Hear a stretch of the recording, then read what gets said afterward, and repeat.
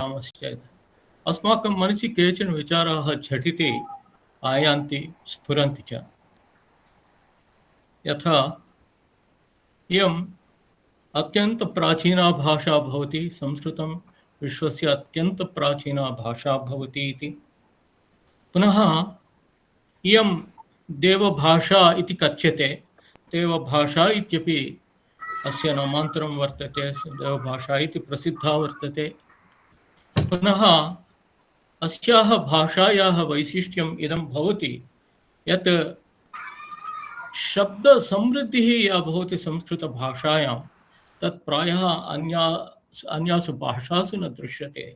शब्दसमृद्धिः, शब्दसम्पत्तिः, पदसमृद्धिः, यतोहि रिच्नेस् of vocabulary इति अस्माभिः उच्यते, यथा संस्कृते अस्ति तदन्यत्र नोपलभ्यते। इदमपि एकं वैशिष्ट्यं। पुनः संस्कृतं गणकभाषा इत्यपि कथयन्ति, मैथमेटिकल लैंग्वेज इत्यपि कथयन्ति, गणकभाषा इत्यपि। एवमेव संगणकभाषा इत्यपि कथयन्ति। नाम संगणकभाषा नाम संगणकस्य कृते उत्तमा भाषा संस्कृतम् इति सर्वत्र श्रूयते। एवं संगणकस्य कृते उत्तमा भाषा संस्कृतं भवति इति आधुनिकाः अपि स्वीकुर्वन्ति, कथयन्ति च। एवमेव भारतीयभाषाणां जननी संस्कृतम् इत्यपि तत्र वयं जानीमः। एते विषयाः प्रायः भवन्तः सर्वेपि जानन्ति एव।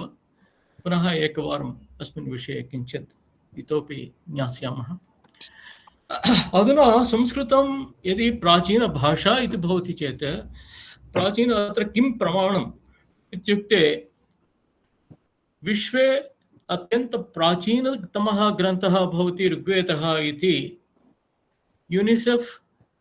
यूनेस्को संस्थायाः उद्घोषितम् अस्ति।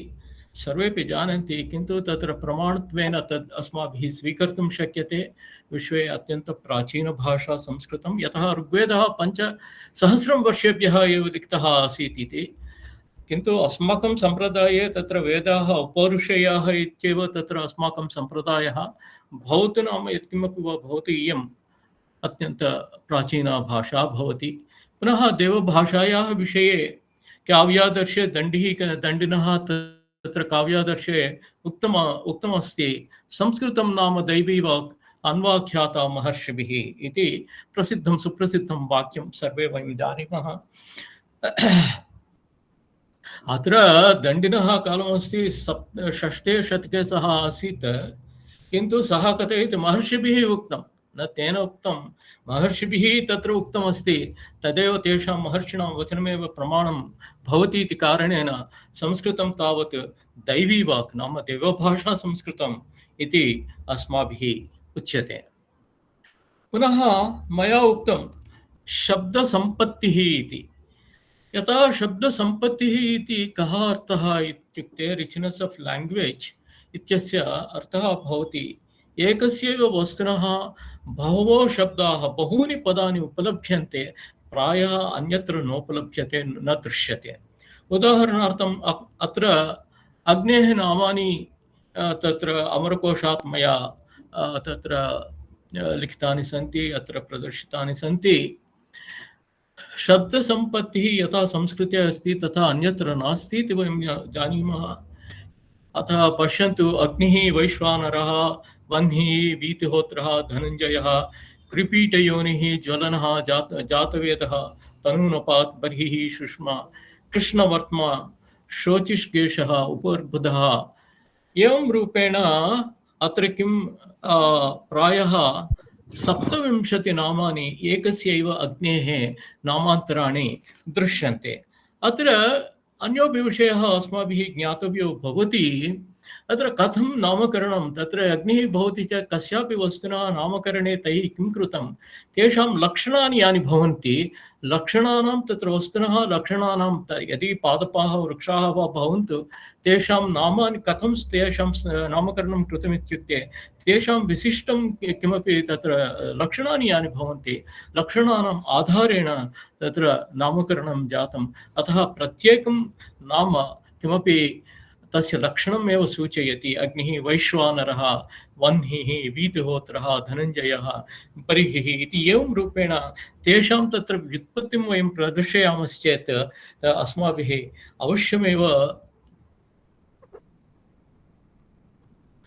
अवश्यमेव अस्माभिः तत्र ज्ञातुं शक्यते अन्योपि विषयः अत्र वर्तते मया श्रुतं तत्र संस्कृते नामरूपव्याकरणम् इति तत्र किमपि अस्ति नामरूपव्याकरणम् इत्यस्य अर्थः भवति तत्र यानि नामानि भवन्ति उदाहरणार्थं मनुष्यस्य यानि नामानि भवन्ति एकत्र सङ्कलनं कृत्वा वयं पश्यामश्चेत् मनुष्यस्य चित्रमेव अस्माभिः लिखितुं शक्यते इति ते कथयन्ति नाम तथापि अस्माकं सम्प्रदाये अस्ति अतः तावत् तत्र पदशक्तिः पदसम्पत् अस्माकं भाषायां वर्तते इति इदम् उदाहरणरूपेण अत्र प्रदर्शितमस्ति एवमेव विद्युत् इति शब्दः वर्तते लाइटनिंग इति आङ्ग्लभाषायां भवति शब्दस्य नामान्तराणि भवति तटित् सौदामणि विद्युत् चञ्चला चपला स्फूर्जतुः वज्रनिर्घोषः मेघज्योतिः इरम्मदः इति एते शब्दाः तस्य लक्षणानि तत्र विद्युत् इत्यस्य लक्षणानि सूचयन्ति तथा नामकरणं जातम् इत्यपि अयं कश्चन विशिष्टः विषयः भवति संस्कृतभाषायाः अनन्तरं एते तत्र भवन्तः सर्वेपि जानन्ति किञ्चित् अग्रे वयं गच्छामः अधुना संस्कृतं गणकभाषा इत्युच्यते गणकभाषा इत्यस्य कः अर्थः नाम केन कारणेन संस्कृतस्य साइंटिफिक लैंग्वेज वा कथयन्ति नो चेत् तत्र मैथमेटिकल लैंग्वेज इति कथयन्ति गणकभाषा इति तत्र किम् अस्ति संस्कृतभाषायां तादृशं वैशिष्ट्यं केन कारणेन तत्र गणकभाषा इति कथयन्ति सर्वेपि कथयन्ति Sanskrit is a good language for computer Sanskrit is a mathematical language एवं रूपेण आधुनिकाः अपि बहु कथयन्ति किन्तु तत्र उदाहरणं किमपि तत्र उदाहरणं कथयतु केन कारणेन भवति इति चेत् प्रायः बहवः तत्र विरलाः एव जनाः जानन्ति केन कारणेन संस्कृतस्य संस्कृतं गणकभाषा भवति इति अत्र उदाहरणमेकम् अहं प्रदर्शयामि एतत् उदाहरणं पश्यन्तु इदं वाक्यं रामः रथेन वनं गच्छति इति वाक्यमस्ति चत्वारः शब्दाः अस्ति अत्र चत्वारः शब्दाः भवन्ति चेत् यदि रामः इति आद्यं पदं भवति अतः कति प्रकारेण इदं वक्तुं शक्यते इदं वाक्यं रामः रथेन वनं गच्छति रामः वनं रथेन गच्छति रामः गच्छति रथेन रामः रथेन गच्छति वनं रामः गच्छति वनं रथेन एवं रूपेण षट् विकल्पाः भवन्ति एकस्य यदि रामः आद्यं पदं स्वीकृत्य तत्र वयं वाक्यनिर्माणं कुर्मश्चेत् एतावन्तः शब्दाः एतावन्ति वाक्यानि अस्माभिः निर्मातुं शक्यते एवमेव द्वितीयं पदम् आद्यं पदत्वेन स्वीकृत्य वयं तत्र पश्यामश्चेत् वाक्यनिर्माणं कुर्मश्चेत् अत्रापि एवमेव षट् रथेन रामः वनं गच्छति रथेन वनं रामः गच्छति एवं रूपेण अत्रापि षट् विकल्पाः भवन्ति पुनः तृतीयं पदं वनं भवति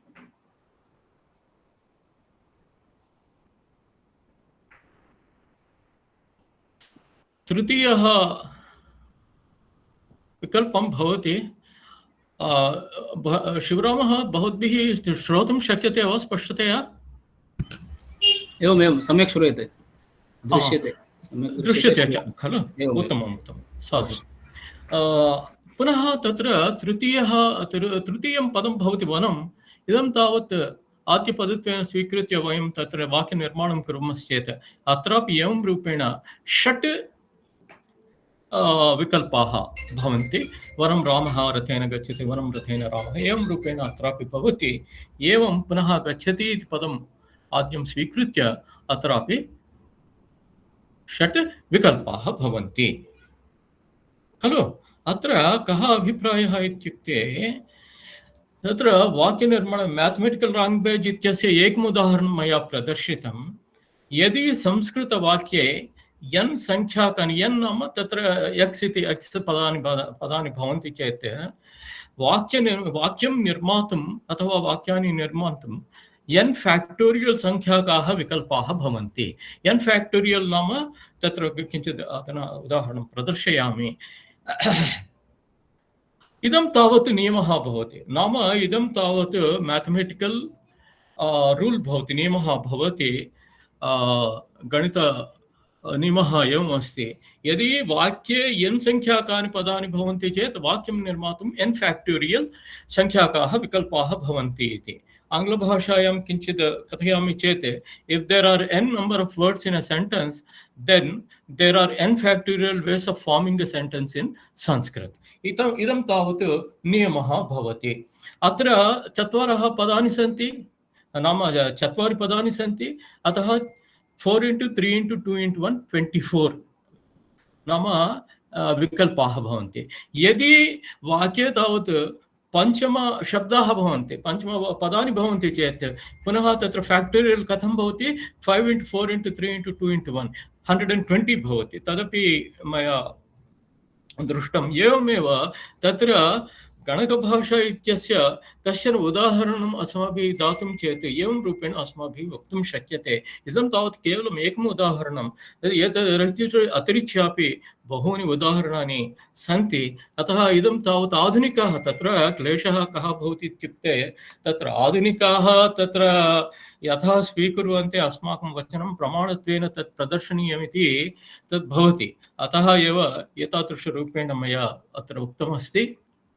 अधुना संस्कृतभाषा विषये इदं तावत् संगणकभाषा इति अस्माभिः उक्तं। मैथमेटिकल लैंग्वेज गणकभाषा, अधुना संगणकभाषा नाम कंप्यूटेशनल लैंग्वेज इति मया उक्तम्। अत्र आङ्ग्लभाषायामेव लिखितमस्ति, नाम अत्र मया इदं तावत् वक्तव्यं वर्तते। इदं पीपीटी मया कोलकाता विश्वविद्यालयस्य फैकल्टी डेवलपमेंट प्रोग्राम कृते निर्मितमासीत्। वस्तुतः तत्र तेषां कृते निर्मितं प्रायः वर्षद्वयात् पूर्वं, तस्यैव अनुवादः संस्कृते मया कृतः। क्वचित् तत्र आङ्ग्लभाषा तु दृश्यते चेत् चिन्तां मा कुर्वन्तु, व्याख्यानं तावत् संस्कृतभाषायामेव भवति। अतः तत्र अस्य अनुवादः कर्तुं समयः न प्राप्तः, अथापि अहं चिन्तयामि तस्य आवश्यकता अपि नास्ति। अधुना तावत् एल्गोरिथम प्रोसीजर नाम भवति प्रक्रिया, कया प्रक्रियया केन प्रकारेण कया पद्धत्या अस्माभिः वाक्यनिर्माणं क्रियते। संस्कृतभाषायां रूपसिद्धिः इति अस्माभिः उच्यते खलु। रूपसिद्धेः तत्र यथा सॉफ्टवेयर लैंग्वेज भवति, यथा सॉफ्टवेयर भवति तथा तत्र काचित् प्रक्रिया भवति, काचित् फ्लो चार्ट भवति। फ्लो चार्ट इत्यपि कथयन्ति, तत्र इति कर्तव्यता इति मीमांसकाः कथयन्ति। एवं रूपेण यदि क्रियापदस्य निर्माणं कर्तव्यं चेत् एवं रूपेण भवति एल्गोरिथम। इदं तावत् वैज्ञानिकं भवति, संस्कृतवैज्ञानिक नाम संगणकवैज्ञानिकाः एवं कुर्वन्ति। यदि काचित् समस्यायाः तत्र समाधानम् अपेक्षितं चेत् एवं रूपेण आदौ तावत् एल्गोरिथम लिखन्ति।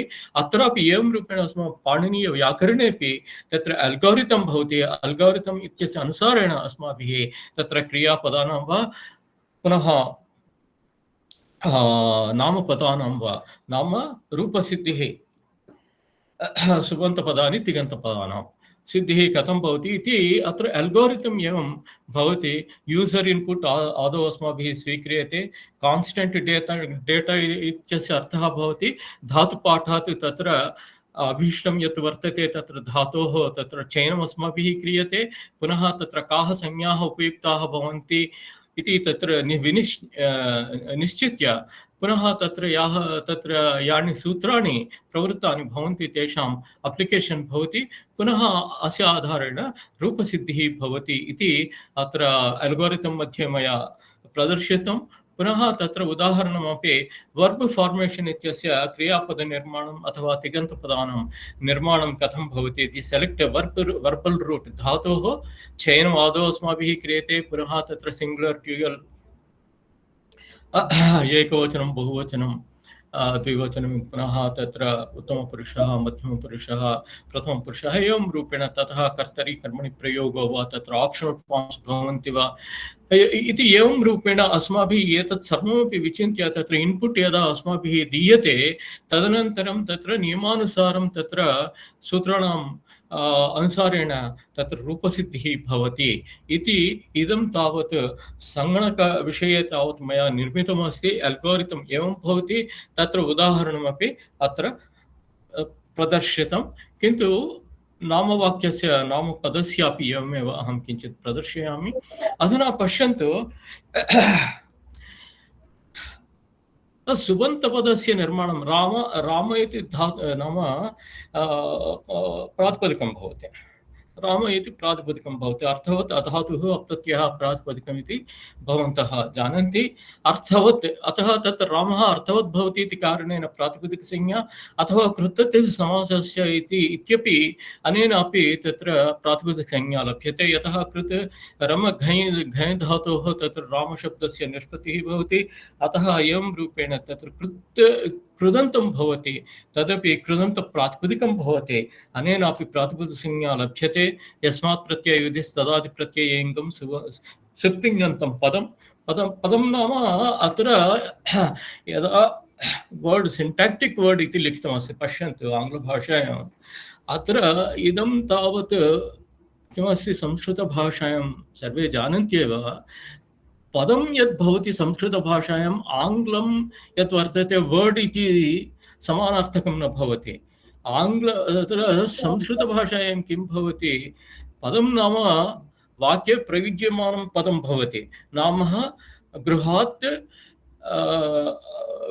गृहात् गच्छति गृहात् ग्रामं गच्छति गृहात् विद्यालयं गच्छति इत्यत्र गृहात् इति तत्र प्रातिपदिकया सह विभक्तिरपि भवति नाम उभयोपि मिलित्वा भवति दट् इस् काल्ड् अग्लूटिनेटिव् लैंग्वेज आङ्ग्लभाषायां वक्तव्यं चेत् अग्लूटिनेटिव् लैंग्वेज किन्तु आङ्ग्लभाषायां तथा न भवति from home he is going to village from home he is going to university किमपि भवति अतः तत्र पार्थक्यं भवति उभयोः मध्ये तत्र पदद्वयस्य प्रयोगः भवति किन्तु सप्तम्यन्तं पदमित्यत्र संस्कृतभाषायां तावत् पदसंज्ञस्य पदं वाक्ये प्रयुज्यमानं पदमेव भवति अतः तत्र स्पष्टता अधिकं भवति अतः एव रामः वनं गच्छति रथेन गच्छति यतः तत्र विभक्तिरपि विभक्तियुक्तस्य प्रातिपदिकस्य प्रयोगः भवति इति भवन्तः सर्वेपि जानन्त्येव अग्रे वयं पश्यामश्चेत् अत्र वक्तव्यस्य विषयो एवं भवति प्रायः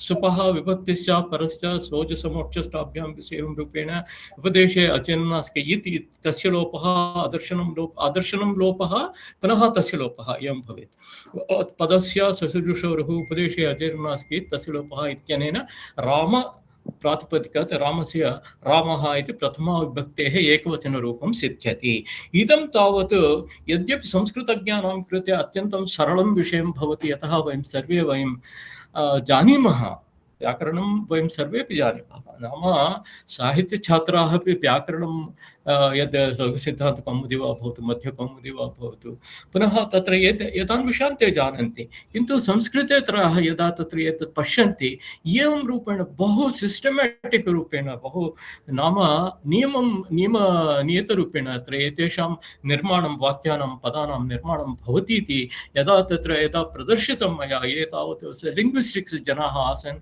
यदा मया पाठितं ते सर्वेपि चकिताः तेषां तत्र एवं वा इति ते सर्वैः मां पृष्टवन्तः अतः तत्र बहु यथा इंग्लिश भाषा अथवा तत्र अन्याः भाषाः याः सन्ति तासु भाषासु एवं रूपेण तत्र सिस्टमेटिक् रूपेण तत्र पदनिर्माणं वा वाक्यनिर्माणं वा न भवति इति तत्र विषयः भवति अग्रे गच्छामः इदं तावत् भवन्तः पश्यन्तु अनन्तरं मया उक्तं संस्कृतं भारतीयभाषाणां जननी इति वयं सर्वे जानीमः यत् संस्कृतं भारतीयभाषाणां सर्वासां भारतीयभाषाणां जननी इति सर्वेपि जानन्ति तदर्थं तत्र तस्य विवरणम् अनपेक्षितमेव यतः तत्र दाक्षिणात्यभाषाः वा भवन्तु औत्तराः भाषाः वा भवन्तु समग्रे भारते संस्कृतस्य प्रभावः वर्तते एव, अत्र कोऽपि संशयः सन्देहो नास्ति। किन्तु अत्र मम वक्तव्यं विषयम् अन्यमस्ति। यतः तावत् तत्र विल् दुरान्त् इति महोदयः वर्तते, सः अमेरिकन् देशीयः, सः प्रसिद्धः चारित्रकारः, दार्शनिकः, मेधावी, पुनः तत्र भाषाविषये बहु कार्यं कृतं। तस्य वचनमिदं भवति, नाम अत्यन्तं प्रामाणिकः इति मम कथनस्य अभिप्रायः वर्तते। India was the mother of our race and Sanskrit mother of Europe's language.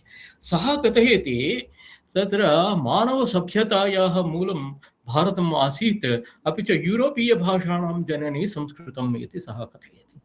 कथं यूरोपीयभाषाणाम् इति मम जिज्ञासा जाता। नाम भारतीयभाषाणाम् इति वयं सर्वे जानीमः, सर्वे स्वीकुर्वन्ति, पुनः तत्र यूरोपीयभाषाणां जननी कथं संस्कृतम् इति एवमेव सः न कथयति खलु, तत्र किमपि प्रमाणं भवेत्। तर्हि मया तत्र प्रमाणं न प्रदर्शितं, किन्तु मया अन्वेषणं कृतम्। अत्र बहवो विषयाः अस्माभिः ज्ञातुं शक्याः, अग्रे पश्यामः। अधुना तत्र कानिचन पदानि मया अत्र प्रदत्तानि वर्तन्ते, पश्यन्तु। अधुनातन इति वर्तते, अद्यतन इति वर्तते, प्राक्तन इति वर्तते, पुरातन इति वर्तते, नूतन इति वर्तते। एते सर्वेपि शब्दाः अस्माभिः असंस्कृतभाषायां व्यवहारे एतेषां प्रयोगः अस्माभिः क्रियते एव। अधुनातन, अद्यतन, प्राक्तन, पुरातन, नूतन इति एते विषयाः, एते शब्दाः अस्माभिः व्यवहारे एतेषां प्रयोगः अस्माभिः क्रियते एव। अधुना तत्र केन सूत्रेण एतेषां निर्माणं भवति, अतः निष्पन्नं भवति इत्युक्ते तत्र पाणिनीयं सूत्रं भवति, सायं चिरं प्राह्णे प्रगे अव्ययेभ्यः ट्युट् ट्युलौ तुच्छ इति। अनेन सूत्रेण किं भवति, तत्र अधुनातन नाम कालवाचिनः तत्र प्रत्ययः इमौ भवतः। अधुना इति तत्र कालं सूचयति, अधुनातनकाले एवं भवति, अद्यतन सायम् अहं गच्छामि, प्राक्तनकाले एवम् आसीत्, पुरातनमेव इदं तावत् पुरातनं गृहमस्ति, एवं रूपेण नूतनं वस्तु इति एवं रूपेण एतेषां प्रयोगः भवति। अतः सायम् इत्यादिभ्यो अव्ययेभ्यः तत्र ट्युट्युलौ पुनः तुट् च भवति। ट्युट्यु इत्यत्र किं भवति, युवरनाको इति भवति, अतः अन इति तत्र युकारस्थाने अन इति भवति, पुनः तुट् च इति आद्यन्तौ टकितो भवति, अतः तत्र आद्यं तावत् तकारो भवति, तन अन तत्र पुनः तत्पूर्वं तकारस्य तत्र योजनं भवति, अतः अधुनातन इति भवति, अद्यतन एवं रूपेण भवति। किन्तु अत्र पश्यन्तु, अत्र नूतन इति शब्दमस्ति खलु, अत्र किञ्चित् वैशिष्ट्यमस्ति, नाम किञ्चित् भेदः अस्ति। अत्र यथा विनापि प्रत्ययसहितस्य तत्र केवलम् अधुना इति प्रयोगः भाषायां दृश्यते, केवलम् अधुनातन इत्यपि भवति, तद् स्वीक्रियते। किन्तु एवमेव अद्य इति, अद्य अहं गच्छामि, अद्य अहं व्याख्यास्यामि इति एवं रूपेण भवति। प्राक् इत्यस्यापि प्रयोगः भवति, पुनः केवल पुरा इति शब्दस्य प्रयोगः अपि भवति, विना नाम प्रत्ययः, विना प्रत्ययं तत्र प्रयोगः एतेषां भवति। किन्तु नूतनशब्दः यदा वर्तते, केवलं नु इति शब्दस्य प्रयोगः कुत्रापि न दृश्यते। लौकिकसंस्कृते केवलं नु इति शब्दस्य प्रयोगः कुत्रापि न भवति, केवलं नूतन नाम प्रत्ययसहितस्य नु शब्दस्य प्रयोगः एव दृश्यते, केवलं नु शब्दस्य प्रयोगः नास्ति इति अत्र अस्य शब्दस्य किञ्चित् वैलक्षण्यम् अथवा तत्र भेदः भवति। किन्तु यद्यपि लौकिकसंस्कृते अस्य शब्दस्य प्रयोगः न दृश्यते, किन्तु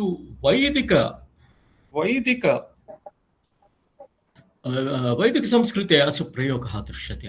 अत्र उदाहरणत्वेन ऋग्वेदे अयं मन्त्रः लभ्यते, नाम नू च पुरा च सदनं रणीयान् जातस्य च जायमानस्य चक्षाम् इति मन्त्रः वर्तते ऋग्वेदस्य प्रथमे मण्डले षण्णवतिसूक्ते सप्तमः मन्त्रः अयं भवति। अतः नू च पुरा च सदनं रणीयान् जातस्य जायमानस्य क्षाम् इत्यत्र नू इति शब्दस्य केवलं नू शब्दस्य प्रयोगः वर्तते। अवगतं? नाम यद्यपि लौकिकसंस्कृते न लक्ष्यते इति वेदे वर्तते। एवमेव ऋग्वेदे यजुर्वेदे अपि तत्र बहुत्र अस्य प्रयोगः दृश्यते। अधुना पश्यन्तु,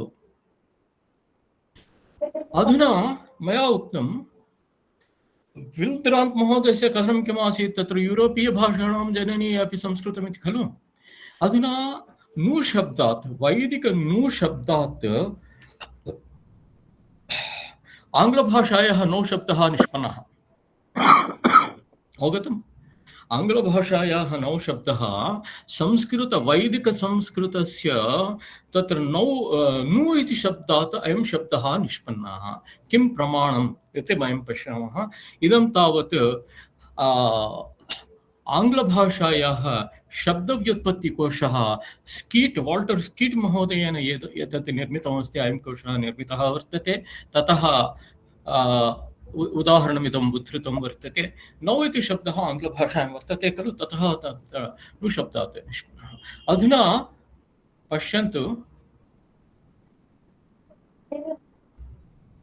नीलवर्ण अधोरेखा दृश्यते खलु, प्लस् du डाट् नु इति वर्तते। पश्यन्तु द्वितीयपङ्क्तौ दृश्यते वा? दृश्यते महोदय, दृश्यते।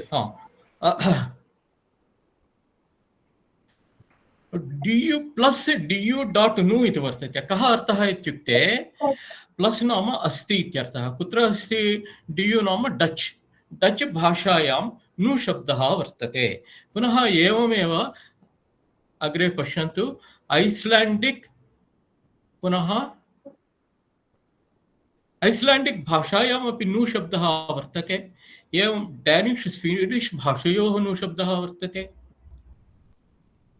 ओल्ड् है जर्मानिक्, OG इत्यस्य अर्थः भवति ओल्ड् है जर्मानिक्, नाम प्राचीन जर्मन् भाषायां नु शब्दः वर्तते। पुनः गोथिक् भाषायां, नाम भाषा परिवारः भवति वस्तुतः गोथिक्, नु वर्तते। पुनः अग्रे पश्यन्तु, अत्र अस्माभिः दृष्टिः सारणीया। नु संस्कृत नु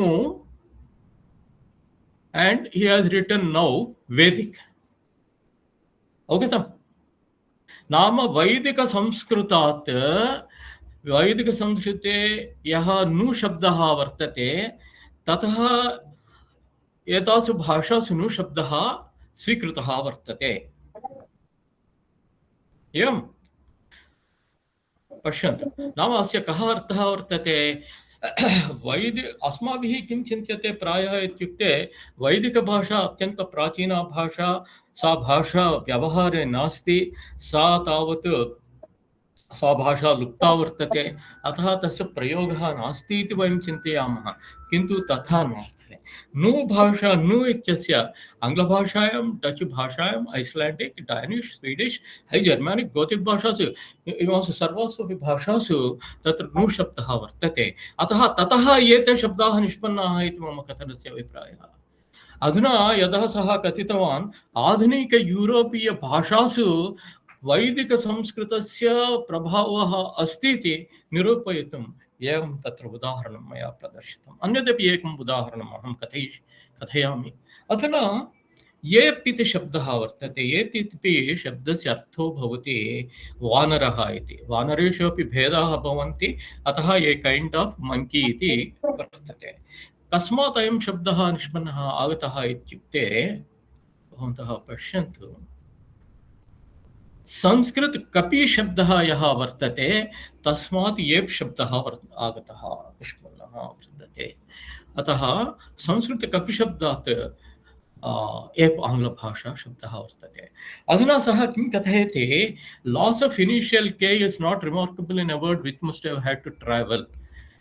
कः अर्थः अस्य इत्युक्ते, यदा भारतदेशात् इंग्लैंड देशं प्रति अस्य शब्दस्य गमनम् आसीत्, गमनसमये मार्गमध्ये तत्र आद्य ककारस्य लोपो जातः।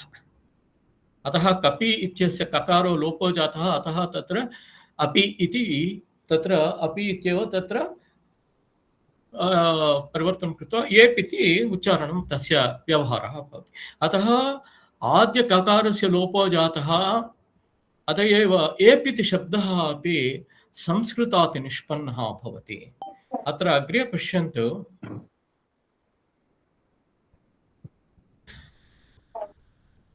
अग्रे मया लिखितं Sanskrit kapi stands for kampi from Sanskrit kamp to tremble vibrate move rapidly to and fro. नाम संस्कृत कंप शब्दात् नाम धातोः अयं कपि शब्दः निष्पन्नः। यतः तत्र वानराः कपयः किं कुर्वन्ति, वृक्षस्य शाखात् शाखान्तरं गच्छन्ति, इतस्ततः ते गच्छन्ति, अतः कम्पनं भवति।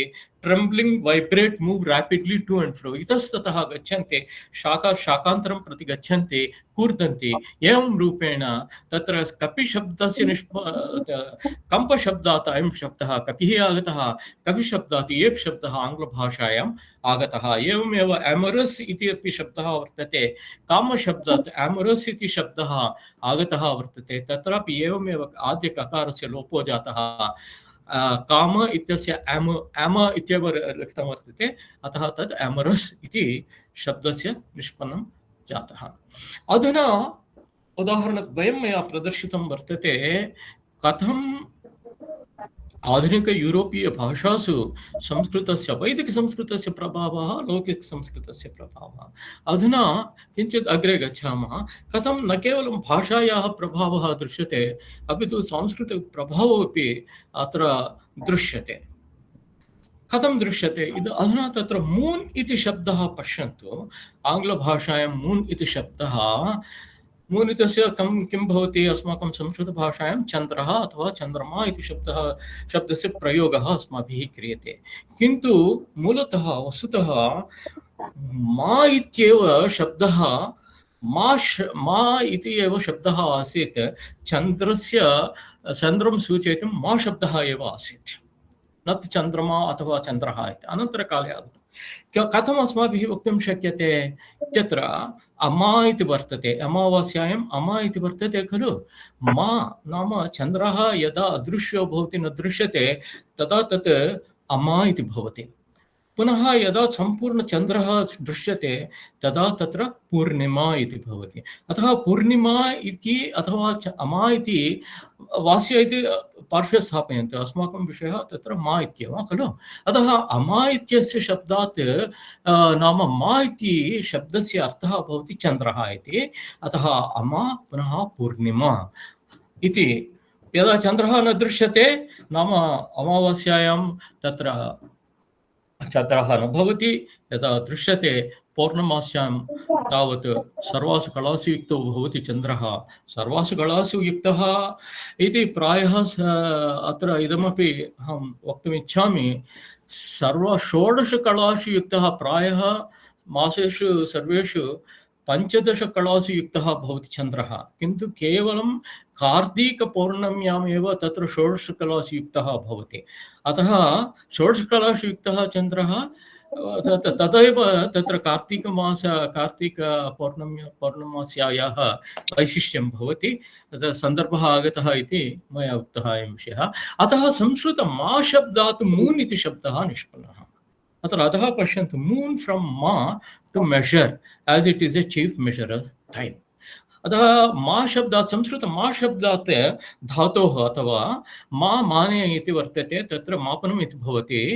अतः कस्य मापनम् इत्युक्ते, अधुना स्त्रीणां ऋतुक्रमः भवति खलु, तत्र 17 नक्षत्राणि यदा भवन्ति तेषाम् अनन्तरम् 28 दिनाङ्के तत्र ऋतुक्रमः। अतः एवं रूपेण तत्र मापनम् इति भवति। अतः चन्द्रस्य मापनं रात्रेः अपि तत्र चन्द्रः दृश्यते रात्रिर्भवति, यदि न दृश्यते अमावास्या भवति, पुनः तत्र पौर्णमास्यां भवति। एवं रूपेण तत्र कालमापनस्य कृते चन्द्रस्य वयं कुर्मः। अधुना अत्र पश्यन्तु, ल्यूनार् इति मया लिखितं, चन्द्रसम्बद्धः अथवा ल्यूनार् इति भवति। यथा सूर्यस्य कृते सोलार् इति भवति। सोलार् सूर्यग्रहणस्य सोलार् एक्लिप्स् इति कथयन्ति, एवं मून् इत्यस्य ल्यूनार् एक्लिप्स्।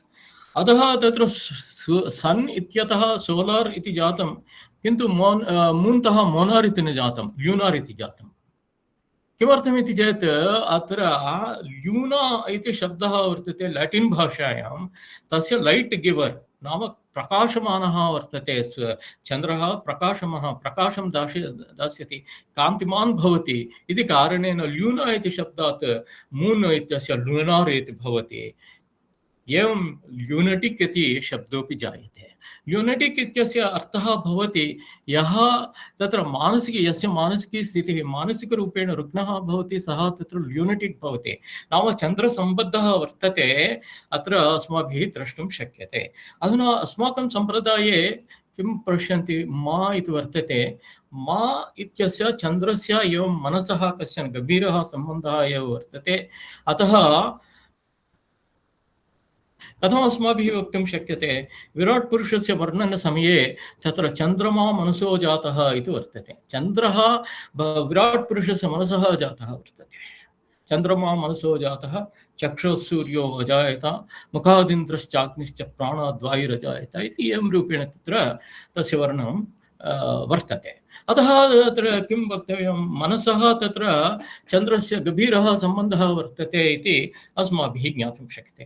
पुनः यस्य चन्द्रस्य कुण्डली मध्ये यस्य तत्र चन्द्रः सम्यक् न भवति चेत् सः मानसिक रोगेण पीडितः, मानसिक व्यथाम् अनुभवति, मानसिकव्याधिं प्राप्नोति इति वयं सर्वे जानीमः।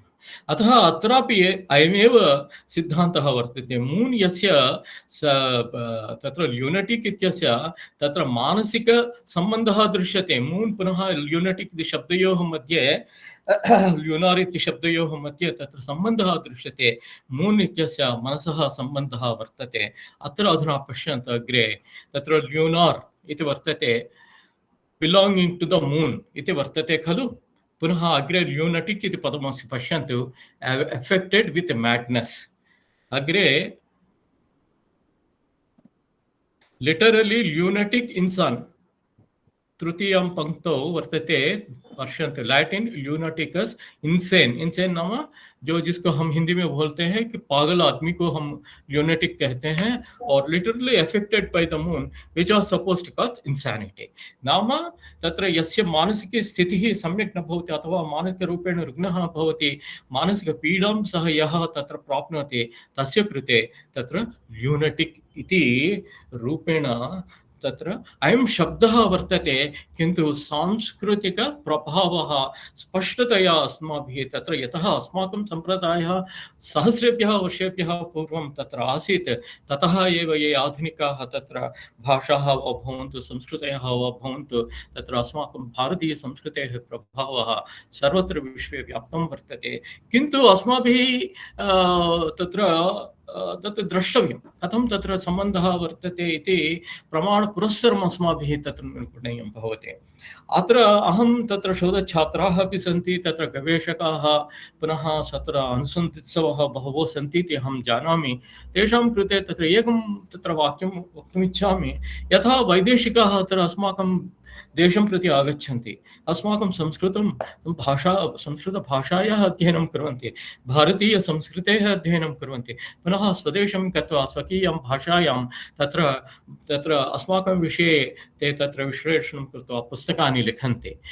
यथा ते वैदेशिकः अत्र आगत्य अस्माकं सम्प्रदायस्य अध्ययनं कुर्वन्ति, पुस्तकानि लिखन्ति, बहुधा अनुसन्धानं कुर्वन्ति, बहुत्र एवं भवति, तत्र अस्माकं शास्त्राणां, पुराणानां, वेदानां च अन्यथा व्याख्यानं कुर्वन्ति, विपरीतव्याख्यानं कुर्वन्ति। यतः ते अध्ययनं कुर्वन्ति, आदौ तत्र अध्ययनात् परमेव एतत् सर्वं तत्र खण्डनं वा मण्डनं वा यत्किमपि वा भवतु अध्ययनात् परमेव कर्तुं शक्यते। मूलं न भवति चेत् कथं वा अस्माभिः किमपि वक्तुं शक्यते? तत्र प्रमाणम् अपेक्षितं खलु? अतः अस्माभिरपि तैः यत् अस्माकं सम्प्रदायविषये तैः यत् लिखितं वैदेशिकैः तदपि अस्माभिः अवश्यमेव अध्ययनं कर्तव्यम्, अनुसन्धानं कर्तव्यं। यदि खण्डनम् अपेक्षितं चेत् अवश्यमेव खण्डनं कर्तव्यं। यदि मण्डनं तत्र उत्तमाः जनाः अपि भवन्ति, सर्वेपि वैदेशिकाः तत्र तथा न सन्ति, तत्र सम्यक् कार्यं कृत्वा तत्र स्पष्टतया एतत् साधु भवति, तत् सत्यमेदस्ति, तस्य प्रकाशनमिति कुर्वन्ति। अतः अस्माकम् इदं दायित्वं भवति, संस्कृतज्ञानां दायित्वम् इदं भवति इति अयं तावत् कश्चन मम अभिप्रायं मया उक्तमस्ति। अग्रे वयं पश्यामः। अधुना भवद्भिः एतद् वक्तुं शक्यते, केषाञ्चन उदाहरणानि प्रदर्श्य तत्र प्रभावः अस्ति इति भवता उक्तं। यथा भाष्यकारः कथयति, न ह्येकम् उदाहरणं योगारम्भं कारयति इति उक्तरीत्या तत्र कानिचन उदाहरणानि प्रदर्श्य तत्र किं तत्र सिद्धान्तरूपेण अस्माभिः वक्तुं शक्यते वा? भवतु नाम दृच्छया अपि भवितुं शक्यते इति केनापि उक्तं। करिकुलम् इति आङ्ग्लशब्दः गुरुकुलम् इति शब्दात्, संस्कृतगुरुकुलम् इति शब्दात् आगतं करिकुलम् इति उक्तं वर्तते। तद् कियत् साधु इति अस्माभिः चिन्तनीयं। तथा नास्ति। तत्र वैज्ञानिकपद्धत्या एतेषाम् अध्ययनम् अस्माभिः करणीयम्। अधुना पश्यन्तु, अत्र आङ्ग्लम् अस्ति चेत् चिन्तां मा कुर्वन्तु। भवन्तः तत् परिवर्तनस्य समयः नासीत् इति कारणेन परिवर्तनं न जातं, तथैव पूर्वं यथा आसीत् यावत् शक्यं कृतमस्ति, समयाभावात् क्वचित् न कृतमस्ति। अधुना अधुना पश्यन्तु कथं भवति इति। परिवर्तनम् आधुनिक यूरोपीयभाषासु कथं भवति इति। संस्कृतभाषायां यदि तकारः भवति चेत् त्रि इति वर्तते, टी इति वर्तते खलु। अधुना आङ्ग्लभाषायां कथं परिवर्तनं भवति इत्युक्ते तत्र टीएच् इति रूपेण परिवर्तनं भवति। त्रि इत्यस्य त्रि टीएच् भवति, पुनः जर्मन् भाषायां दकाररूपेण परिणमति। द्रै इति जर्मन भाषायां द्रै इति शब्दस्य अर्थः भवति। हिंदी भाषा तीन हम जो कहते हैं तो उसको जर्मन भाषायां द्रै इति तत्र कथयन्ति। एवमेव तत् इति शब्दः वर्तते। तत् इत्यस्य दट् टीएच् पुनः पश्यन्तु, आङ्ग्लं पश्यन्तु, दट् स्पष्टतया अस्माभिः अवगन्तुं शक्यते। पुनः जर्मन भाषायां टीएच् यत् आङ्ग्ले अस्ति तद् दकाररूपेण जर्मन भाषायां भवति। संस्कृतभाषायां तिरस् इति वर्तते, तत् टीएच् टी इति वर्तते, तत् टीएच् रूपेण थ्रू इति आङ्ग्लभाषायां, दुरुष् इति जर्मन भाषायां दकारः वर्तते अत्र। एवमेव संस्कृतभाषां तर्ष् इति वर्तते, तर्ष शब्दस्य थर्स्ट् इति वर्तते, थर्स्ट् तकारस्य थकारो जातः, पुनः दुरुस् इति जर्मन भाषायाम्, अतः अत्र दकारस्य प्रयोगः। एवम् अत्र नियमः वर्तते, नियमानुसारं नियतरूपेण परिवर्तनं भवति। केवलं तत्र यदृच्छया तत्र केषाञ्चन पदानां तत्र एवं जातम् इति तथा नास्ति। यदि भवतां तत्र इच्छा अस्ति चेत् ग्रिम्स् लॉ इति वर्तते। ग्रिम्स् महोदयेन कश्चन नियमः कृतः, अस्यां भाषायां संस्कृतभाषायाम् एवं भवति चेत् इंग्लिश् भाषायाम् एवं परिवर्तनं, पुनः पकारस्य फकाररूपेण नाम पितृ इति शब्दस्य फादर् भवति, एवं रूपेण भवति। अतः तत्र एतानि परिवर्तनानि यत् मया प्रदर्शितं तत् नियतरूपेण भवन्ति। There is a law called Grimm's law, due to which these things are due to which this परिवर्तनानि तत्र changes are happening. That is what I want to tell. ये तो कोई कुछ शब्दों का दिखा के नहीं पूरा ऐसा होता है, ऐसा नहीं है, कोई नियम है इसके पीछे। पुनः तत्र अग्रे वयं गच्छामः। वैदिकवर्णक्रमः इति वर्तते। इदमपि तत्र अस्मिन् विषये बहु मया प्रयासः कृतः, बहु कार्यमपि कृतं। तत्र यथा स्पीच् प्रोसेसिङ्ग् विषये मया कार्यं कृतं, संस्कृत स्पीच् प्रोसेसिङ्ग् विषये। तस्मिन् समये शिक्षाप्रातिशाख्यानां ग्रन्थानाम् अध्ययनं मया कृतम् आसीत्। तस्मिन् समये तत्र वैदिकवर्णक्रमः इति कश्चन विशिष्टः तत्र विषयः मया ज्ञातः। तत् भवतां पुरस्तात् अधुना उपस्थापयामि, प्रदर्शयामि। अतः वैदिकवर्णक्रमः नाम किं भवति संक्षेपेण कथयामि, समयः अधिकः नास्ति। अतः शुद्धवर्णक्रमः, स्वरवर्णक्रमः, मात्रावर्णक्रमः, अङ्गवर्णक्रमः, वर्णसारवर्णक्रमः इति पञ्चधा तत्र अस्माभिः तत्र विभागः कर्तुं शक्यते।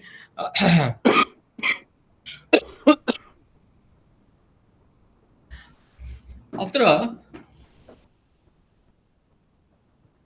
शिक्षाग्रन्थेषु एवम् उक्तं वर्तते, केवलस्वरसंयुक्तः, केवलः नाम केवलः स्वरसंयुक्तः, पुनः स्वरेण युक्तः। नाम केवलवर्णक्रमः नाम कः अर्थः भवति चेत्, तत्र नमः इति वर्तते चेत् ते कथं कथयन्ति, अकारोत्तर अकारोत्तर मकारोत्तर अकारोत्तर विसर्गः इति एवं रूपेण तस्य विश्लेषणं कुर्वन्ति। काः ध्वनयः सन्ति इति अस्माभिः तत् आदौ उच्यन्ते।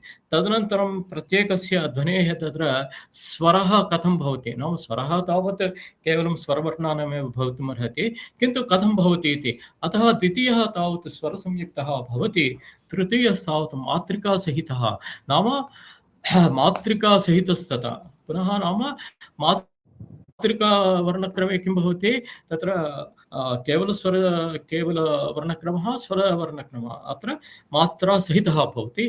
पुनः अङ्गञ्च वर्णसारञ्च पञ्चवर्णक्रमाः स्मृताः इति अत्र उक्तमस्ति।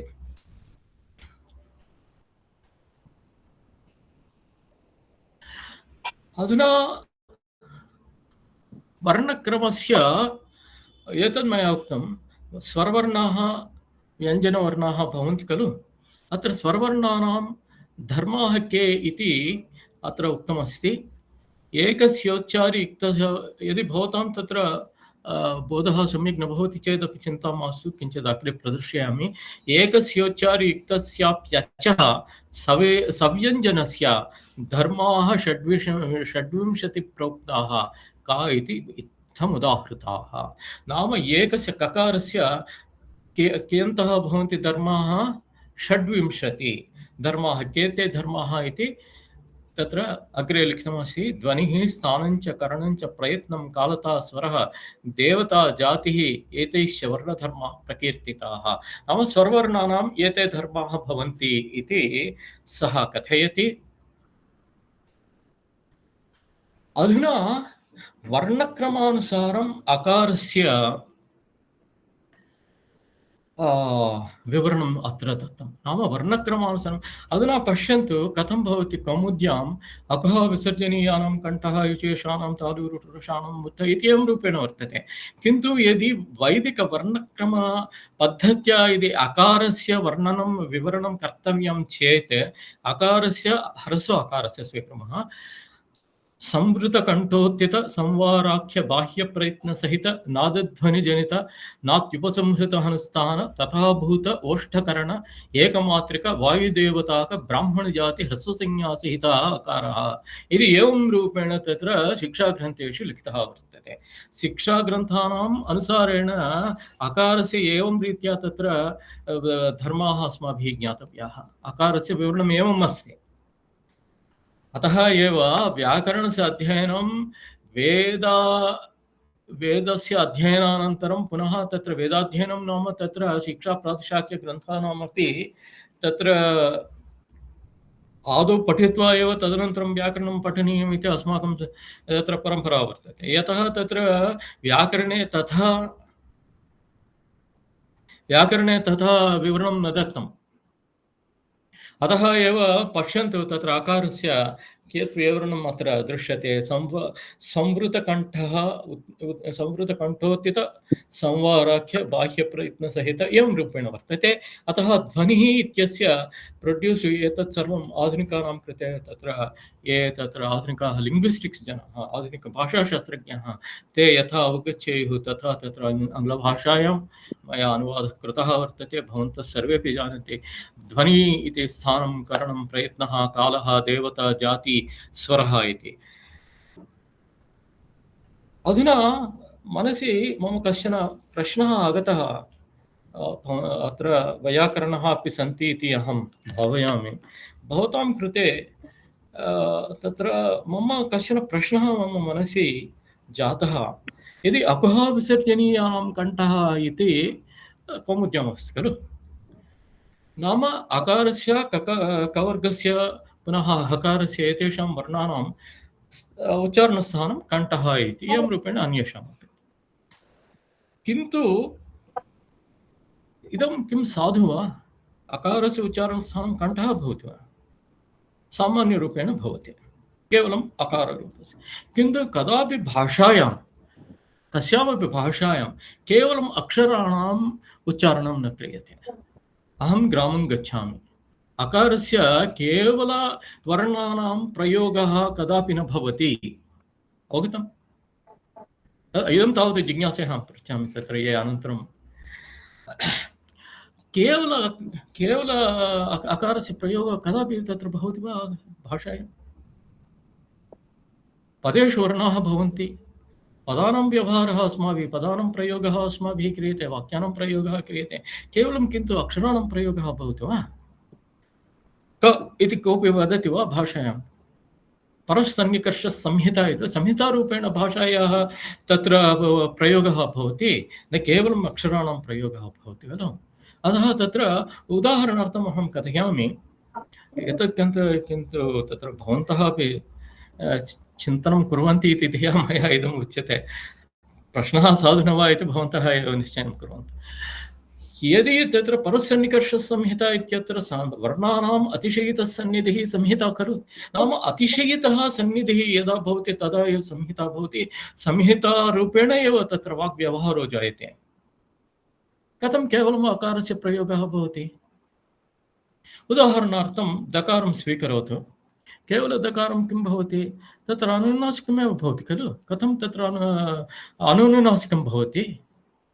किन्तु पद्म इति पदे पद्मम् इति स्वीकुर्वन्तु, तत्र परवर्ति मकारस्य प्रभावेण तत्र दकारस्य उपरि तत्र अनुनासिकप्रभावः पतति, परवर्ति अनुनासिकवर्णं वर्ति मकारस्य प्रभावः पतति।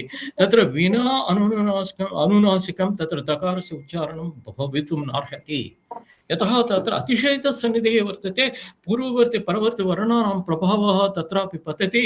अनेन कारणेन केवलं तत्र अकारः तत्र कण्ठः। यथा उदाहरणार्थम् अकः विसर्जनीयानां कण्ठः इति वर्तते, हकारस्य उच्चारणं कथं वा तत्र प्रयोगः न मया दृष्टं, कदाचित् भवेत् सा अन्यविषयः। किन्तु हकारं पञ्चमैर्युक्तम् औरस्याभिश्च संयुतम् औरस्यं तद्विजानीयुः कण्ठमाहुरसंयुतः। यदि हकारं नाम हकारं पञ्चमैर्युक्तं, हकारस्य परवर्तिवर्णः यदि पञ्चमः वर्गस्य पञ्चाक्षराणि भवन्ति चेत् तस्य उच्चारणम् औरस्यं भवति, तस्य उच्चारणम् औरस्यं भवति, न तु कण्ठः। ब्रह्मा इति वर्तते, हकारस्य उच्चारणं भवन्तः प्रयत्नं कुर्वन्तु, हकारस्य उच्चारणं कण्ठतः न भवति, पुरसः भवति। अतः एवं रूपेण अस्माभिः तत्र अध्ययनं कर्तव्यः भवति। भवन्तः अपि किञ्चित् अस्मिन् विषये चिन्तयन्तु। अधुना तत्र स्वराणां धर्माः के इति मया उक्तं, पुनः तत्र व्यञ्जनवर्णानाम् अपि धर्माः, नाम 26 धर्माः भवन्ति इति खलु अस्माभिः उक्तं। कान्सोनेण्ट्स् नाम व्यञ्जनवर्णाः। अतः ध्वनिः स्थानं च करणं च प्रयत्नं कालता तथा देवता जातिरङ्गं च व्यञ्जनानां विधीयते। अतः व्यञ्जनानां किमस्ति तत्र एते तत्र भवन्ति। यदि का इति वयं स्वीकुर्मश्चेत्, किन्तु आङ्ग्लभाषायां मया दृष्टं phonetics of English language Daniel Jones इति महोदयेन लिखितं, यत् अत्यन्तं प्रामाणिकं भवति। मया तत्र तया सह तुलना कृता वर्तते। तत्र आङ्ग्लभाषायां तैः आधुनिकैः केवलं 6 धर्माः एव तैः स्वीकृताः, अङ्गीकृताः। अतः अस्माकं तत्र किं बहु कालात् पूर्वं, नाम सहस्रेभ्यः वर्षेभ्यः पूर्वं 26 वर्णाः प्रोक्ताः, 26 धर्माः प्रत्येकं वर्णस्य प्रोक्ताः। किन्तु आधुनिकाः केवलं 4 एव स्वीकृताः। अतः एतद् अस्माभिः ज्ञातव्यं। तद् अस्माकं परम्परायाः वैशिष्ट्यं कथमस्ति, विशिष्य वैदिकपरम्परायाः। अधुना भवन्तः पश्यन्तु, अत्र देवता जातिरङ्गं च इति वर्तते खलु एकजातिक वायुदेवताक ब्राह्मणजातिह्रस्वसंज्ञाहेतः नाम वायुदेवताक इति उक्तं वर्तते एतेषां वर्णानाम् अधिदेवता भवति वायुः एतेषां वर्णानाम् अग्निः एवं मही नाम भूमिः तत्र इन्दुः रु इत्यादिकं वर्णानाम् इन्दुः तत्र लृत् लसानां लृ इत्यादीनाम् अर्क नाम भानुः सूर्यः भवति कः अभिप्रायः इति तत्र किञ्चित् प्रयासः मया कृतः एते विषयाः तत्र गुरुभिः प्रायः ज्ञातव्याः भवन्ति किन्तु कश्चन आधुनिकः तत्र सुभाष काक् महोदयः एतावत् संस्कृतज्ञः भवति पुनः IIT मध्ये सः बहु कार्यं करोति सः कथयति it is interesting to note that the various deities have been mentioned as gods of different varnas while it is not known what these deities exactly refer to it is plausible they refer to various cognitive centers of the human brain तत्र human brain मध्ये ककारस्य उच्चारणे तत्र किमपि परिवर्तनं वा किमपि वा भवति तत्र तेषां देवता इति कथनं प्रायः भवति इति तस्य कथनं भवति पुनः तत्र अधुना समापयामि समयः जातः मम कृते अत्र प्रायोगिकरूपेण कथम् अस्माकं शास्त्राणाम् अध्ययनं कर्तव्यम् इति अधुना आकारः वर्तते आकारस्य वयं स्वीकुर्मश्चेत् 18 भेदाः भवन्ति ह्रस्वदीर्घ प्लुतकालभेदेन पुनः उदात्तानुस्वरति नाम स्वरभेदेन त्रयः अनुनासिक अनुनासिकभेदेन आहत्य 18 अकारस्य 18 भेदाः भवन्ति तर्हि यदा अहं तत्र स्पीच् प्रोसेसिङ्ग् मध्ये मम जिज्ञासा आसीत् कथम् अनुनासिक उदात्तह्रस्वाकारस्य उच्चारणं भवति इति बहु प्रयत्नं कृतवान् तत्र ये मूर्धन्याः वैयाकरणाः आसन् तानपि अहं पृष्टवान् सर् महोदय भवन्तः किञ्चित् कथं भवति इति ते कथयन्तः तथा अस्माभिः उच्यते भोः तत्र उदाहरणं कुत्र भवति इति पुनः तत्र वेदज्ञः कश्चन आसीत् तस्य समीपं कृत्वा इदं तावत् इदम् उदाहरणम् अनुनासिक उदात्त ह्रस्व अकारस्य उच्चारणं कथं भवति इति अधुना अहं प्रदर्शयामि अत्र अग्न इन्द्रश्च दाशुषे इति वर्तते खलु मन्त्रः अत्र प्रथम आद्य अकारस्य अनुनासिक उदात्त ह्रस्व अकारस्य उदाहरणमिदम् ॐ अननुनासिक उदात्त ह्रस्व अकार अग्न इन्द्रश्च दाशुषो दुरोणे सुतापतो यज्ञमिहोपजातम् अमर्धन्ता सोमपेयाय देवा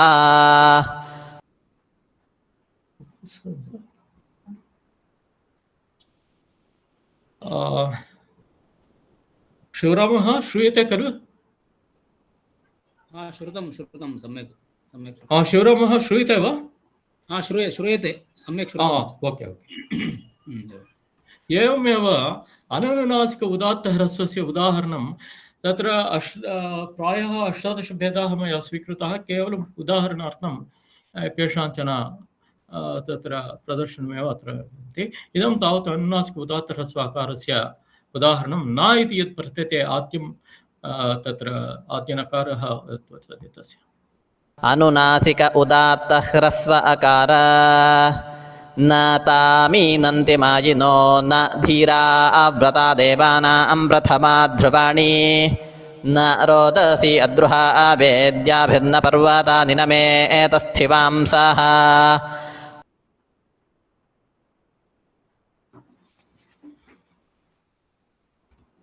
अनन्तरम् अनुनासिक अनुदात्त ह्रस्व आकारस्य उदाहरणम् अननुनासिक अनुदात्त ह्रस्व अकार भद्रं कर्णेभिः शृणुयाम देवा भद्रं पश्येमाक्षभिर्यजत्राः स्थिरैरङ्गैस्तुष्टुवांसस्तनूभिर्व्यशेम देवहीतं यदायुः एवं रूपेण तत्र कानिचन उदाहरणानि प्रायोगिकरूपेण तत्र स्पेक्ट्रम् अपि वेव् अपि अस्माभिः पठितम् इतोपि कार्यं क्रियमाणम् अस्ति अस्मिन् क्षेत्रे एवं रूपेण अस्माभिः यदि छात्रान् वयं पाठयामः प्रोत्साहयामश्चेत् तेपि किञ्चित् तेषामपि उत्साहो जायते इति एवम् उक्त्वा समयो जातः मम कृते पुनः एवं पुनरेकवारं मम धन्यवादाः उक्त्वा अहं विरमामि। जयतु संस्कृतं, जयतु भारतं। धन्यवादः। धन्यवादाः महोदय। आचार्येण सूर्यनारायणमहोदयेन संस्कृतं पुनः भाषाशास्त्रम् इति प्राचीनाधुनिकयोः सङ्गमः अत्र दर्शितः अस्ति। नाम संस्कृतभाषायाः व्यवहारादारभ्य प्रायोगिकस्तरपर्यन्तं भारतीयाः वैदेशिकाश्च अस्मिन् विषये किं कथयन्ति इति महोदयेन सप्रमाणं निरूपितं। तत्र शब्दसम्पत्तिविषये कोशादीनाम् उदाहरणम् उद्धृतं। पुनः संस्कृतं सङ्गणकनिमित्तम् उपयुक्तमिति वयं बहुधा शृणुमः, परन्तु कथं तदुपयुक्तमिति महोदयेन उदाहरणसहितं तत् प्रस्तुतम्।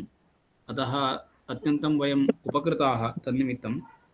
एवमेव तत्र पुरातनप्राक्तनादि शब्दविषयेपि निरूपितं। तत्र नूतनशब्दः अपि तनान्तः दृश्यते, परन्तु तस्य कथं वैलक्षण्यं तत्र प्रतिपादितमिति आधुनिकैः आङ्ग्लभाषाविद्भिः यत् प्रतिपादितं तदपि सप्रमाणं महोदयेन निरूपितमस्ति। पुनः संस्कृतं न केवलं भारतीयभाषाणां जननी अपि तु यूरोपीयभाषाणामपि जननी इति तत्र स्कीट् महोदयेन यदुक्तम् अस्ति तद्विषयेपि महोदयेन तत्र उदाहरणानि दत्तानि। एवं भाषाप्रभावः संस्कृतेः प्रभावः अपि भवति इति उक्तं। पुनः वर्णक्रमविषये तत्र प्रातिशाख्यादिषु ग्रन्थेषु के विषयाः उक्ताः इत्यपि सप्रमाणम् उच्चारणसहितं महोदयेन प्रतिपादितं। तत्र पञ्चवर्णक्रमाः यथा भवन्ति ग्रन्थे प्रातिशाख्यादिषु शिक्षादिषु ग्रन्थेषु यत् प्रतिपादितं तत् सप्रमाणं महोदयेन निरूपितमस्ति। अतः अत्र आचार्यैः सूर्यनारायणमहोदयैः सप्रमाणं सर्वमपि निरूपितमस्ति। अत्र काचित् नवीना दृष्टिः नाम भाषाशास्त्रविषये लिङ्ग्विस्टिक् इति वयं वदामः, भाषाविज्ञानम् अथवा भाषाशास्त्रम् इति वदामः आधुनिकदृष्ट्या, परन्तु प्राचीनदृष्ट्या अपि अत्र कथं सङ्गमः कर्तुं शक्यते इति महोदयस्य अत्र अधिकपरिश्रमः वर्तते। तत्कारणेनैव अत्र महोदयेन सुष्ठु निरूपितम्। अतः अहम् आन्ध्रप्रदेशस्थसंस्कृतभारत्याः विद्वत्परिषदः पक्षतः महोदयस्य कृते हार्दान् धन्यवादान् वितनोमि। एवं भवतः आचार्यस्य उद्बोधनेन मार्गदर्शनेन वयं सर्वेपि कृतकृत्याः। एवं सम्प्रति अहम् अस्य कार्यक्रमस्य अध्यक्षम् एवं संस्कृतभारत्याः आन्ध्रप्रदेशप्रान्तस्य अध्यक्षं श्रीमन्तं डॉक्टर सुन्दरराज पेरुमाल् महोदयं सम्प्रार्थये अध्यक्षभाषणेन अस्मान् सर्वान् अपि अनुगृह्णातु इति। धन्यवादः महोदय। श्रूयते वा मम स्वरः?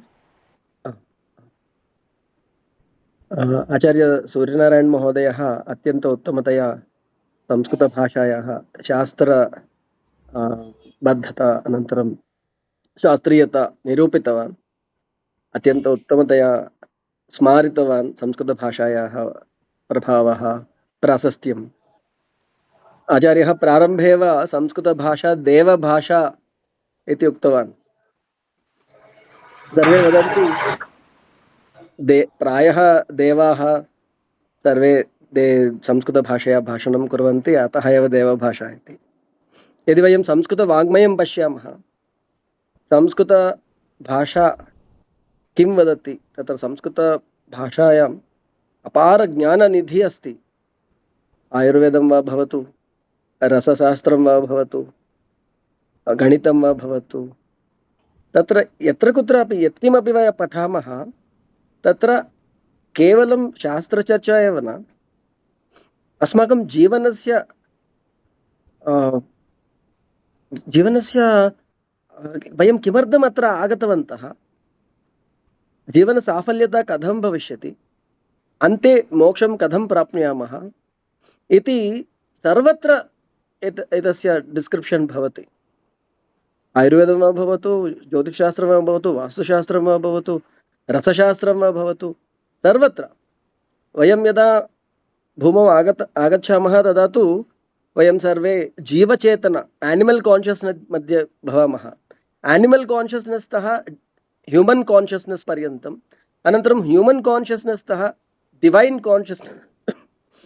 कान्शियस्नेस् पर्यन्तं गन्तुं किं करणीयं, कथम् एकः सामान्यमनुष्यः दैवसाक्षात्कारं साधयित्वा स्वयमेव अन्तः दैवदर्शनं करोति, अनन्तरं दैवस्थितिं प्राप्नोति, तदर्थं किं करणीयमिति सर्वं ज्ञानं संस्कृतवाङ्मये अस्ति।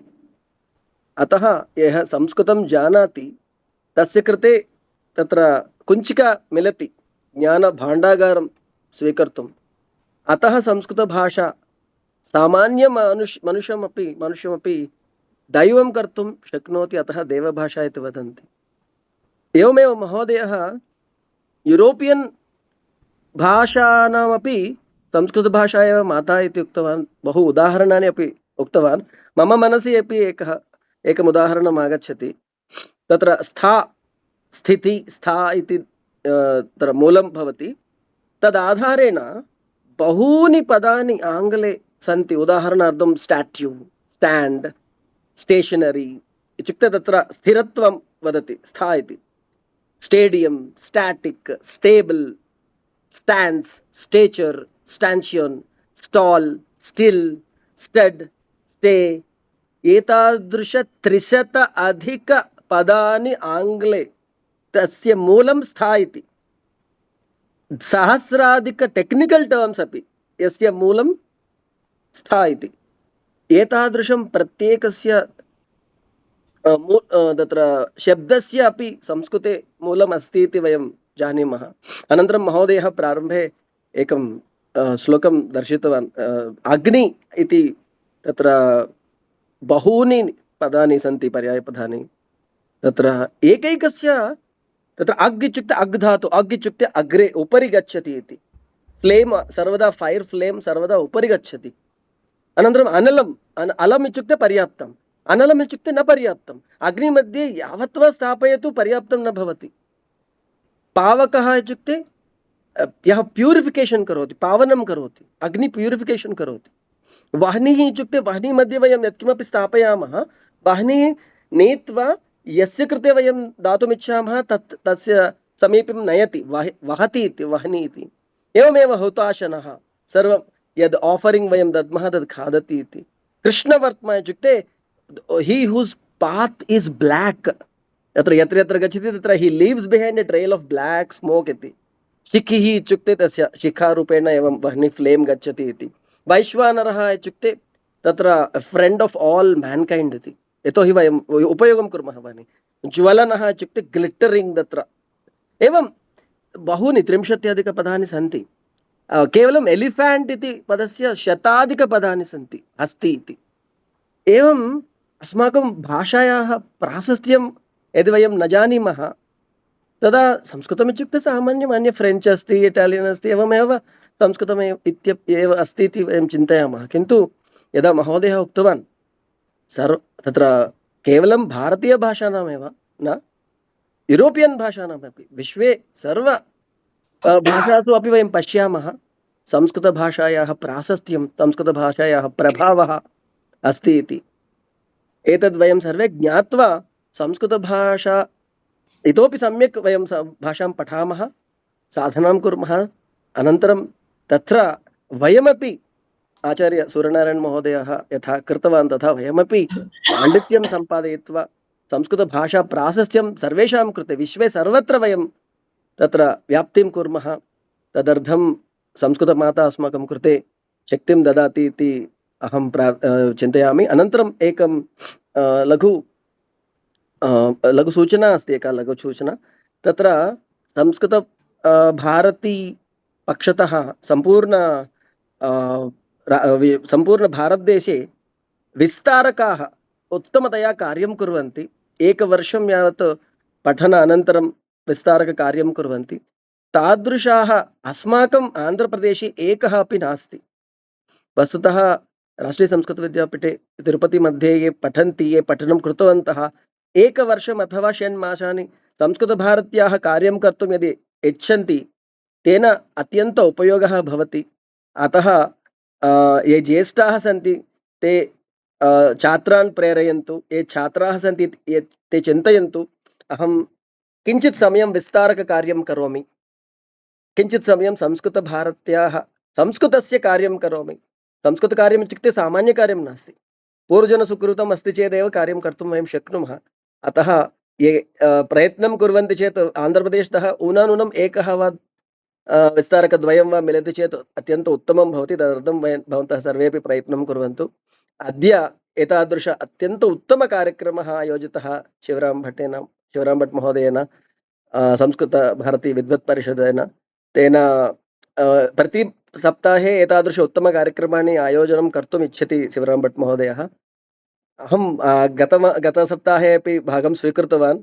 तादृश उत्तमकार्येषु भागं स्वीकर्तुम् अवकाशः संस्कृतभारतीपक्षतः मिलति इति मम जन्म धन्यमभवत्।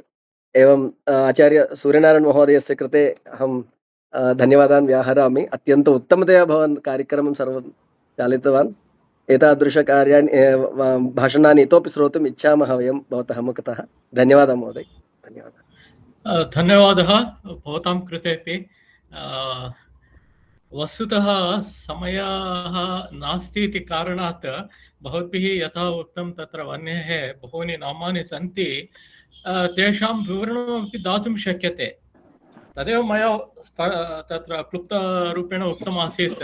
तेषां लक्षणानि स्वीकृत्य नामकरणं जातम्। अतः इदं तावत् संस्कृतभाषायाः वैशिष्ट्यम्। आङ्ग्लभाषायां तावत् क्याट् राट् इति भवति, तत्र कः अर्थः इति यादृच्छिकरूपेण भवति।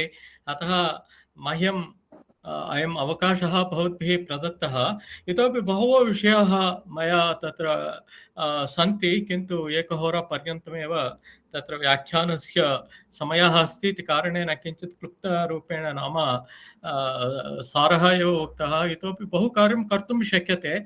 अहं चिन्तयामि यथा वैदेशिकाः अत्र आगत्य अस्माकं भाषाः, पुनः तत् संस्कृतं वा भवतु अन्याः भाषाः वा भवतु, पुनः भारतीयसंस्कृतेः अध्ययनं कृत्वा पुनः ते एव तत्र अस्माकं कृते प्रामाणिकाः भवन्ति।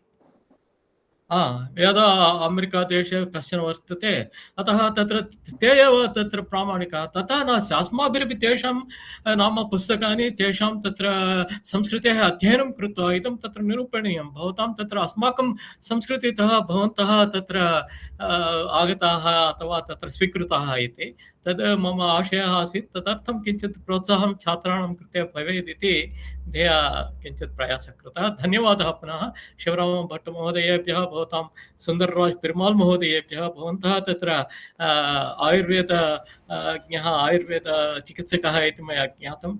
महान् सन्तोषः। तदर्थं आयुर्वेदे अपि अस्माकं पाकशास्त्रेपि बहु कार्यं मया कृतं। तत्र विशिष्य आयुर्वेदात् बहवो विषयाः सङ्गृहीताः वर्तन्ते। पाकशास्त्रग्रन्थेभ्यः अपि मया स्वीकृताः। तस्य कृते मम कृते IIT गौहाटी मध्ये best paper presentation award international कान्फ्रेन्स् मध्ये प्राप्तम्। अतः एवं रूपेण आत्मस्तुतिः, आत्मप्रशंसा इति न, तत्र तादृशं कार्यमपि कृतमस्ति। अतः वयं सर्वेपि मिलित्वा अग्रे वयं यत्किमपि कार्यमस्ति चेत् अहमपि भवद्भिः सह तत्र योजनं भवेत्, अस्माकं संयुज्य अस्माभिः कार्यं कर्तुं। महोदय, पाकशास्त्रविषये अवश्यं पुनः एकवारं भवता तत्र प्रेजेण्टेशन् दातव्यं भवति महोदय। पाकशास्त्रविषये पाकशास्त्रविषये अपि आदौ तावत् शिवरामः मां तदेव उक्तवान्। भवन्तः पाकशास्त्रम् अहं तावत् पाकप्रवीणः भवान् माम् आह्वयन्ति मास्तु तावत् भाषाशास्त्रे एव भवतु तदनन्तरम् अहं पाकशास्त्रे कथयिष्यामि इति मया उक्तं तद् अवसरं यदा लभ्यते पुनः एकवारं तत्र अस्माकं छात्राणां कृते अहं तत् विषये कथयिष्यामि धन्यवादः महोदय सूर्यनारायण महोदयस्य तत्र भाषाशास्त्रे पाकशास्त्रे कृषिशास्त्रे च महत् कार्यं कृतं वर्तते एवं महोदयस्य कुलपरम्परापि विद्युत्परम्परा अस्ति महोदय वस्तुतः वक्तव्यं चेत् भवान् परिचितः रमणमूर्तिमहोदयस्य अग्रजः अस्ति तथा रमणः उपद्रष्टवेङ्कटरमणः मम अनुजः नाम मम मातुः भगिन्याः पुत्रः एतदहं न जानामि महोदय महोदयस्य पुण्यपत्तने प्रायः 35 वर्षेभ्यः पूर्वं सः आगतवान् पुण्यपत्तनं प्रति तत्र मम एव प्रकोष्ठे स्थित्वा अध्ययनमपि कृतम् अतः किन्तु सः मम भ्राता अस्ति सः सोऽपि बहु कार्यं करोति मम अपेक्षया मत्तः सः संस्कृतभवनस्य निर्माणमेव कृतवान् तत्र तत् अत्यन्तं श्लाघनीयः प्रशंसनीयः अभिनन्दनीयो विषयः अतः तादृशः सः अपि भवति उत्तमः सः भवन्तः सर्वेपि भवतां कृते नमस्कारः धन्यवादाः सूर्यनारायणमहोदयः एवमेव सुन्दराजमहोदयस्य कृतेपि नैके धन्यवादाः महोदयः अपि तत्र व्युत्पत्तिसहितं केषाञ्चन शब्दानां विवरणं प्रदत्तवान् महोदयः अपि युवा अत्यन्तं क्रियाशीलः सर्वदा तत्र आयुर्वेद चिकित्साकार्यं करोति तत्र संस्कृतसम्भाषणशिबिरादिकार्याणि अपि करोति अतः सर्वदा अस्मान् अपि प्रोत्साहयति अतः वस्तुतः विभिन्नकार्येषु भवन्तः सर्वे व्यस्ताः तथापि ये मया प्रार्थिताः भवन्तः आगत्य अत्र मार्गदर्शनं कृतवन्तः सूर्यनारायणमहोदयः एवं सुन्दरराजमहोदयश्च भवतोः कृते विद्युत्परिषदः पक्षतः नैके धन्यवादाः एवमेव अत्र अन्तर्जालमाध्यमेन बहवः संस्कृतानुरागिणः शोधच्छात्राः अध्यापकाः कार्यकर्तारः एते सर्वेपि उपविष्टाः तेषां सर्वेषां कृतेपि शब्दसुमनोभिः हार्दं धन्यवादं वितनोमि एवमेव अग्रेपि शैक्षणिककार्ये भवन्तः आगच्छन्तु अग्रिमकार्यक्रमेपि भवतः सर्वान् आमन्त्रयामः अतः सद्यः अध्यक्षमहोदयस्य अनुमत्या शान्तिमन्त्रेण अयं कार्यक्रमः सम्पद्यते सर्वे भवन्तु सुखिनः सर्वे सन्तु निरामयाः सर्वे भद्राणि पश्यन्तु मा कश्चित् दुःखभाग् भवेत् ॐ शान्तिः शान्तिः शान्तिः धन्यवादः सर्वेभ्यः धन्यवादः पुनः अग्रिमकार्यक्रमे मेलिष्यामः नमस्ते धन्यवादः